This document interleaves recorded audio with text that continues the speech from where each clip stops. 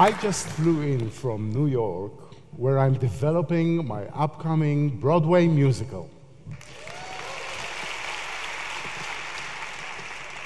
This is not just some information I'm sharing with you. I've been waiting to say this sentence all my life.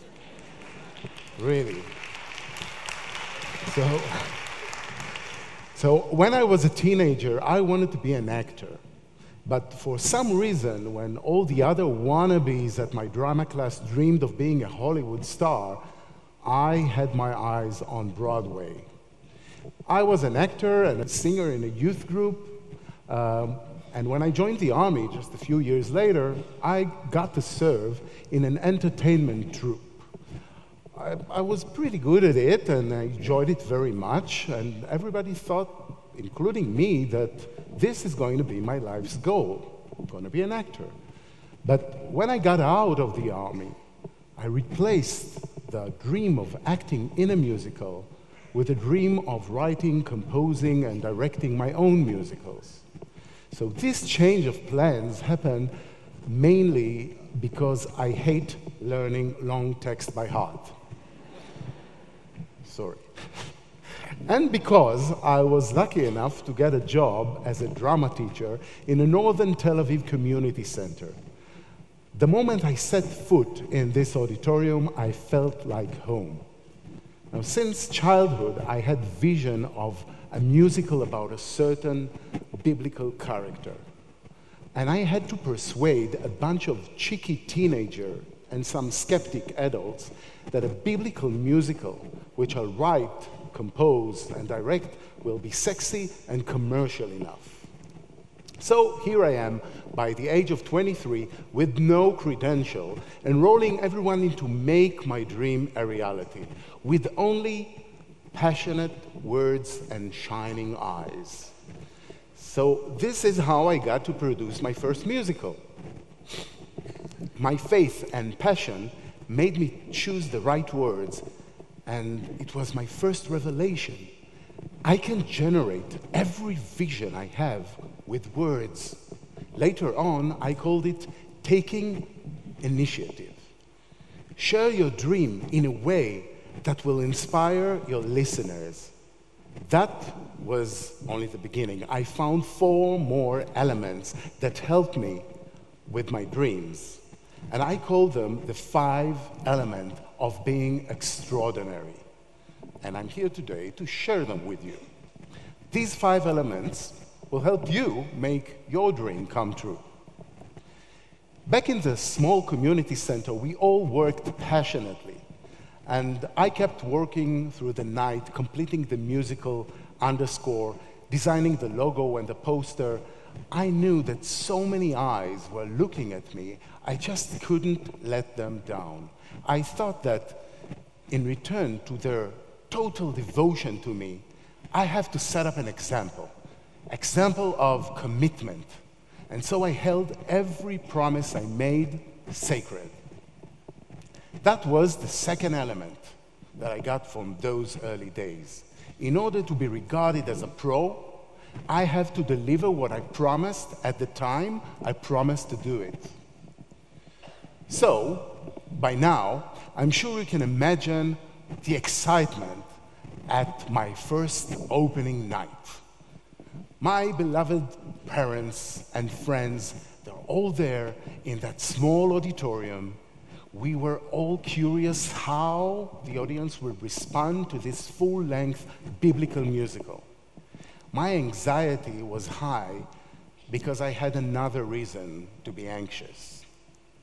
I wrote the lead character as a bisexual, engaging with another gay character. It was the early 90s, and the subject was still explosive in Israel, especially in the context of the Bible, let alone being debated by a youth group. On top of that, back then, in my early 20s, I was a closeted gay man, and by dealing with this subject, I felt like I'm outing myself. So the conflict was a huge issue for me, but I just couldn't resist sharing my truth. I was sure that when that specific scene will be played on stage, all the audience will turn their head back to me and they will say, "Oh, so you're gay." And then I'll die. Well, I didn't, and they didn't even look at me. I don't know exactly what the audience thought about that scene, but the show became a hit, and it ran for 6 years, and I became the new kid on the block in Israel. So I wrote and composed and directed just a few more musicals since then. And to my surprise, so you must have seen some. So to my surprise, this thing that I was so afraid of, this exposure, made me realize that the more I expose myself and tell my truth, the more I become interesting. So that turned to be my third element, authenticity. Authenticity is all about saying what you think and doing what you want. So sharing my intimate thoughts made people respond, not because they were looking for gossip about me, but because it made them dive deeper into their own intimate thoughts. And that's interesting. So after this great breakthrough came years upon years of work. I collaborated with a lot of actors. Some of them were just teenagers when I first met them. They were young professionals, and I saw their full potential.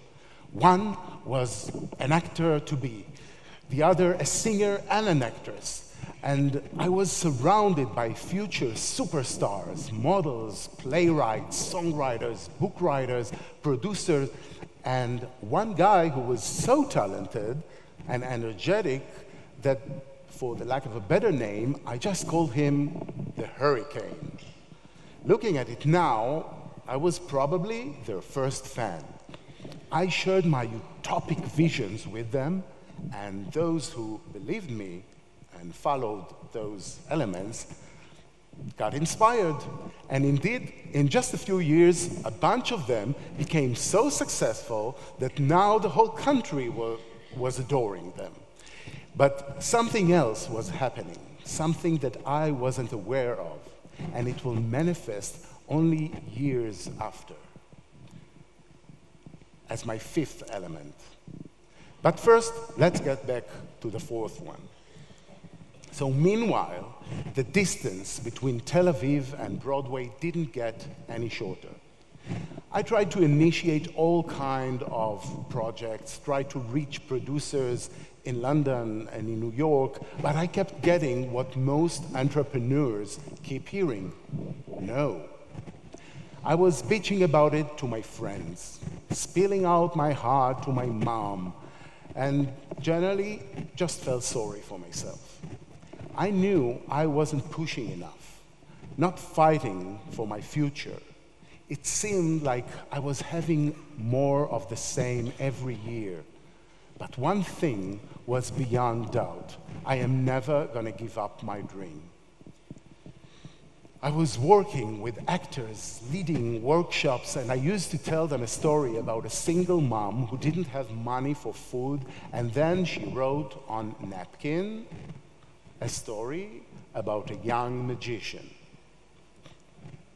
Everybody knows this is the story about J.K. Rowling. But the thing that really moved me was the number of publishing houses who turned Harry Potter down. She didn't quit, and that inspired me.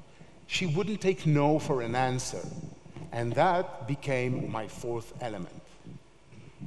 Most success stories are really about perseverance. And perseverance to me is the number of times you can hear no and keep hold to your dream. And then came 2016. It was, as the Latin phrase says, annus horribilis, horrible year. It seems now that I had to test my perseverance through the worst year of my life. So on second thought, maybe this slide should look more like this. It didn't look like this at the beginning. I was commissioned to write and compose and direct 3 musicals along that year, and I was thrilled and creative as always. But after years of experience working with producers, for the first time I had fights and loud arguments with all 3 of them.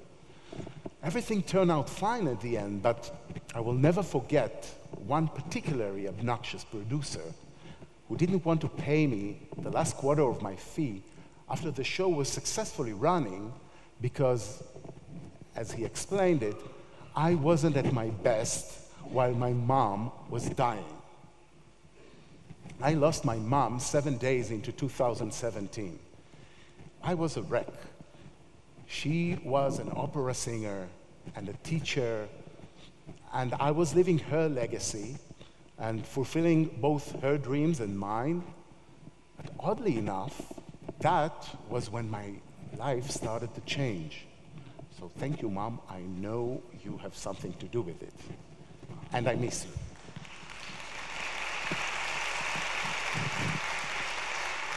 So, by now, I've shared with you 4 of the 5 elements of making dreams come true. 1, initiate your dream and share it in an inspiring way. 2, be a professional by keeping your word. 3, be interesting, be yourself, share what you really think. And 4, have patience. Perseverance is the key to success. And the most important thing is to remember that it's not about choosing one or the other. It's combining them and to reach the highest average possible. These elements may be quite confronting dealing with them on a daily basis. So, as I see it, one needs a jet fuel in order to keep generating this energy. And I find my jet fuel in the 5th element, which is human capital. After the days of my mom's mourning, I flew to LA with a show I directed for a tour in the United States. And on the way back, I wanted to stay a few days in New York just for a breath of air. So I was picked up in the airport by the hurricane. Not the storm, it was the actor I directed a decade before. And while driving back to the city, he told me that he used his human capital to set up a meeting between me and one of the most successful lyricists and musical composers in Broadway. This guy.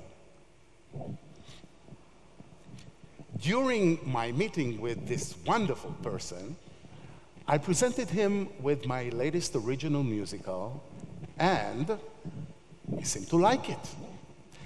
Then he gave me some advice, he showed me the way, and I was inspired, and suddenly everything became clear, and I knew exactly what I need to do. I have to adopt my Israeli musical into an American one, but I just can't do it alone. So, fortunately, 2 more friends in New York, also former actors of mine, joined our team, and after I told them what just happened, their eyes were shining like mine. They immediately took things into their hand, helping me translate my musical into English and recording the demo songs. And in just 1 year, we developed the show in English and brought in the investors. So I'm sure you're going to hear about it very soon. Thank you. So that was the 5th element in action. And as the hurricane himself said, over the year, you gave us so much. We've all been waiting for our chance to give something in return. And since we all knew exactly what you want the most, it was just a matter of time until one of us will have access to get it for you. And this guy, the hurricane, is now the producer of my musical. So I don't know which of the 5 elements I mentioned here today is the most important. It's quite obvious that I needed all of them in order to make my dream come true. But now I can tell you what I didn't get when I was young. When you empower others, they'll never forget it. I didn't think about it then. I just enjoyed the contribution I was making to their lives. But kids grow up, and if you empower them when they're young, or anyone else, you'll never know when they might empower you back. And when they do, it might be the most amazing thing in your life. They might even help you make your biggest dream come true. Thank you.